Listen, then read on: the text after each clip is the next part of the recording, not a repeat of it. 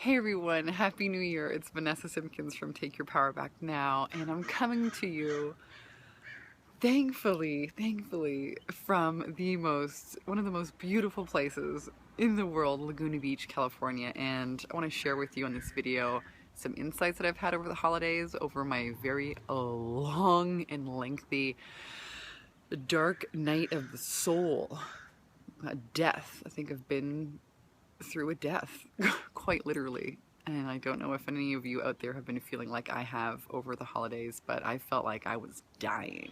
And I think a part of me was, a few parts of me. And I think that it's also normal. I was so like desolate to the point of being, nothing felt right anymore. I didn't want to work, which is completely foreign to me. I am kind of person who, you know me, does 5,000 things at once, and I have a long to-do list of things that really please me, and I didn't want to do any of them. And then I picked up this book I want to share with you. It's a phenomenal book. It's not a new book, but a phenomenal one. It's called The Woman Who Runs with Wolves: Myths and Stories of Wild Woman Archetype by Clarissa Pinkola Estes. This is a great book. Every woman in the world needs to read this book. And so what I understood, of course in perfect timing, is that every woman has a creative cycle, a cycle of life and birth and death and life again. And it is like this with the creative process. And when women are cut off from their creativity, they don't have access to their intuition. It's a writer downer right there. If you have been stifled from your creative expression, you do not have access to your intuition. And why is that important? Oh my God. If you don't have access to your intuition, you don't know which decisions to take. Or sometimes, and we've all been there, you hear your intuition, but you don't listen to it. And then you end up paying the price. So, great book. I want to share that with you, number one. And number two, I just want to let you know that if you have been going through this dark night of the soul where you don't really know what to do, but something has to change, then just know that you're in the right place, and not do anything, not feel pressured like you have to do something about it. Just let it unfold. Give yourself the time and space to allow it to unravel, and you will get the message. And that is a helicopter. I want to show you the ocean here. Oh my God, it's so beautiful. I'm so enraptured and inspired here. The ocean is right down there. Right there, you can see it. And I'm staying here at my friend Bella's place. I'm cat sitting her big, furry, pudgy cat. And I love this place. I'm so inspired here. I feel every morning when I wake up, I just want to go for walks and take pictures of all these beautiful houses and all these creative, artsy people that live here.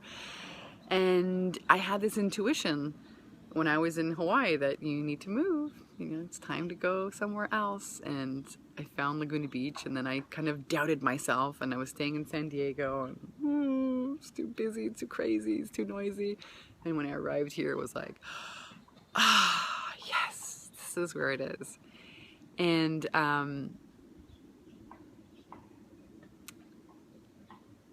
it is amazing. It's amazing because I during this dark night of the soul that lasted for a long time, I had a few good conversations, and a friend of mine said to me, Vanessa, if I know there's one thing that you're really, really, really good at, it's, yes, helping women take their power back and also become the artist of their life, to become an artist in your own life, to create a life, to pick yourself up from the bottom of wherever you're at. If you don't like where you are, if you don't like your career, if you don't like your job, if you don't like your relationship, to make a decision, to make a change, and to get busy creating, to be an artist with your life. And I thought about that, and I said, that sounds really damn good.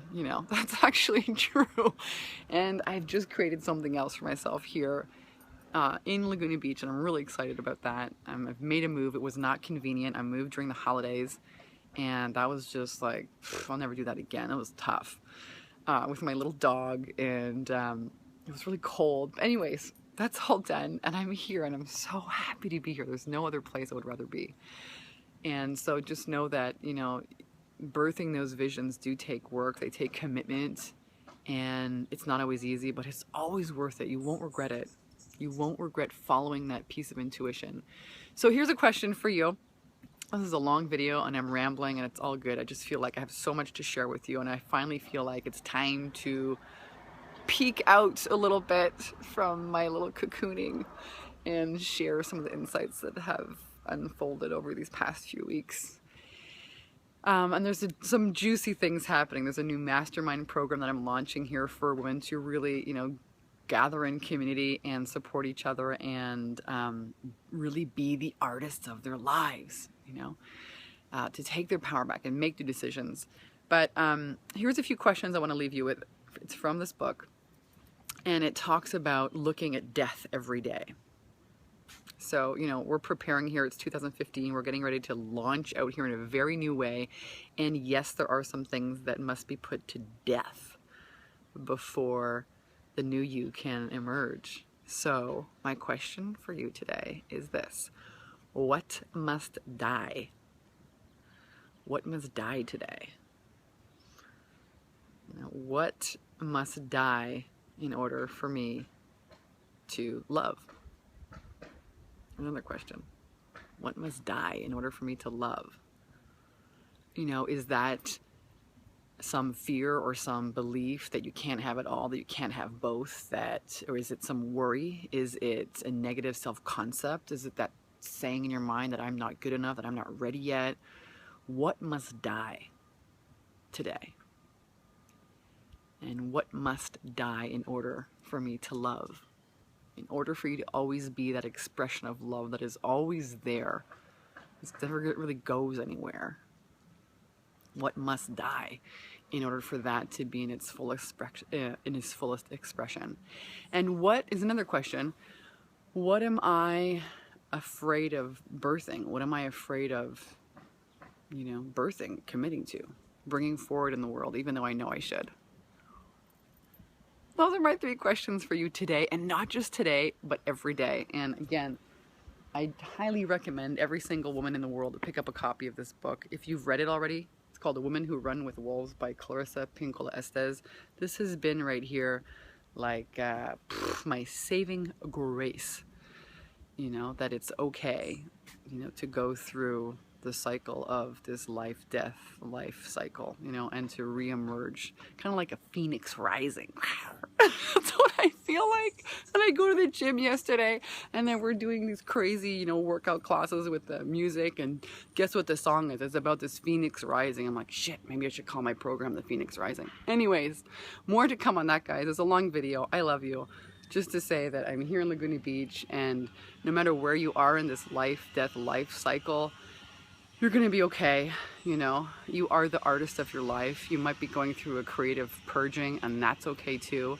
Give yourself the time and space, ask yourself those questions, and connect with me here. I'd love to hear and support you in your birthing something new and amazing for 2015. I know it is going to be an amazing year for you, and I cannot wait to celebrate you as the artist of your life.